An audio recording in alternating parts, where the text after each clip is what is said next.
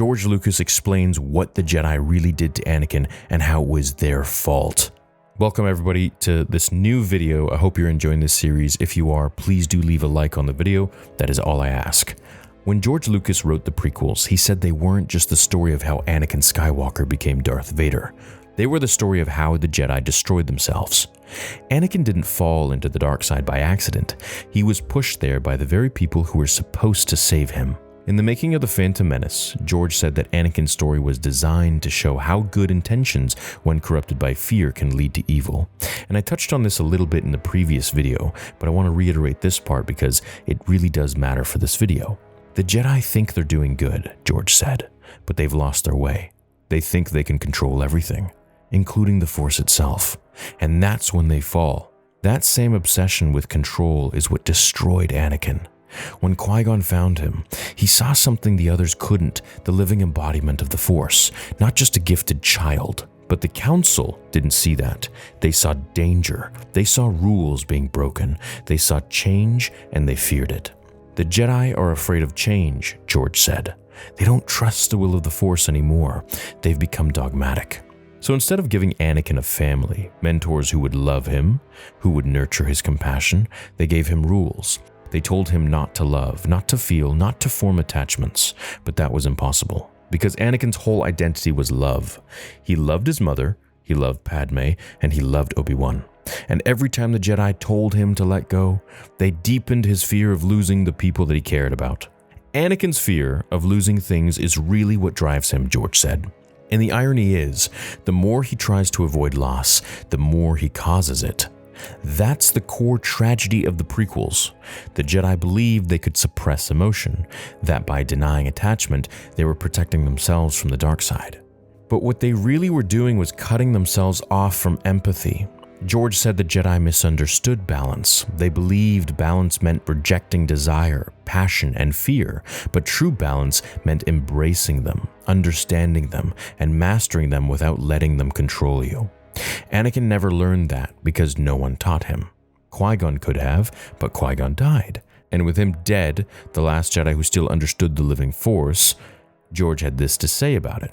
If Qui-Gon had lived, Anakin wouldn't have fallen. Qui-Gon understood him.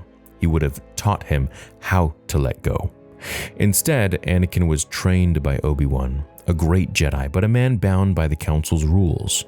Obi-Wan loved Anakin like a brother, but he never knew how to reach him the way that a father could. And that's what Palpatine exploited. The Emperor fills the role the Jedi can't, George says. He became the father figure, the one who listens, who tells Anakin what he wants to hear. That's what makes Palpatine's manipulation so effective. He doesn't just seduce Anakin with power, he seduces him with understanding. The Jedi tell Anakin to let go of fear. Palpatine tells him to embrace it. The Jedi tell him not to love. Palpatine tells him love makes him strong.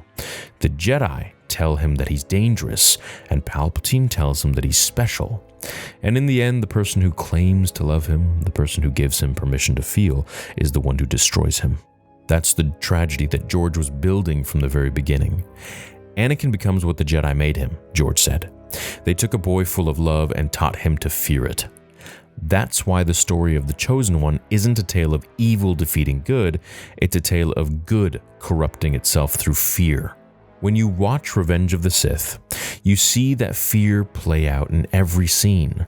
The Jedi don't trust Anakin. They assign him to spy on Palpatine, breaking his loyalty. They deny him the rank of master, humiliating him. They isolate him when he needed guidance most. And when he finally turns, George said it wasn't out of hatred, it was out of desperation. He becomes evil because he can't let go, George explained. He doesn't want to lose the people he loves, and that's the path to the dark side, the desire to hold on. That's why his transformation isn't sudden, it's gradual. Every fear, every rule, every betrayal from the people who claim to love him pushes him closer to Palpatine. When he ignites his lightsaber in the Jedi Temple, it's not triumph, it's more so tragedy. The Chosen One meant to save the galaxy has become its destroyer, and the institution that created him never sees it coming. The Jedi fall because they forget what they're fighting for. Anakin falls because he never learns what love truly is. He thinks it's control. Both are victims of the same flaw, control. And that's why George called the story a tragedy of misunderstanding. He says, everyone thinks they're doing the right thing. And that's what makes it tragic. Nobody sets out to be evil. They just can't see what they've become. Anakin's fall is the reflection of the Jedi's own. Their blindness becomes his destiny. Their lack of vision and lack of care is the reason he turned so far to the dark. And in the end, when Luke finally chooses mercy instead of fear, when he throws away his lightsaber and saves his father, that's not just redemption for Anakin, that is redemption for the Jedi. Whereas Anakin, in that same situation against Dooku, went through with it and killed his adversary. Because Luke becomes what the Jedi were meant to be, not a soldier, not a servant of politics, but a person who listens to the Force and acts with love, that is the real tragedy and the real reason and lesson of the Chosen One. Hope you guys enjoyed this video. Do leave a like if you did for the continuation in the next series of the making of the Phantom Menace. I love doing these behind the scenes videos. There are so many videos that I have here on my channel regarding these types of things for all 6 films. You can go ahead and check them out. I have playlists that you can even navigate through a little more efficiently. But let's continue on to the next video. Hope you enjoyed this one, and I'll see you all in the next video right here on Star Wars Theory. Until then, remember, the Force will be with you always.